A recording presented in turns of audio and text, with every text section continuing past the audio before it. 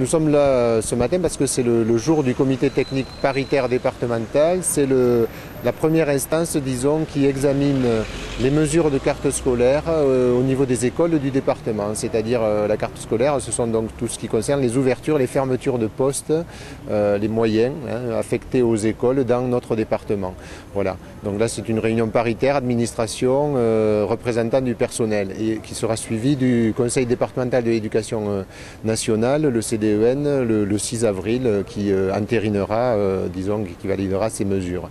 Voilà. Et donc ce contre quoi nous protestons aujourd'hui, c'est le nombre de fermetures de classes qui sont proposées à l'orée de cette instance, puisqu'il y aurait 67 fermetures et blocages de classes proposés dans notre département, alors que nous savons que depuis des années, ce département est déficitaire en moyens si on veut lui donner réellement les possibilités d'accueillir et de scolariser tous les élèves dans de bonnes conditions et de les faire accéder à une meilleure réussite.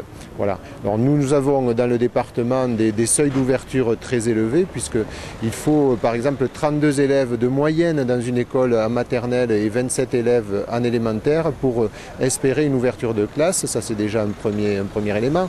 On sait que ce département est déficitaire en moyenne depuis des années, avec une forte croissance démographique soutenue depuis très longtemps.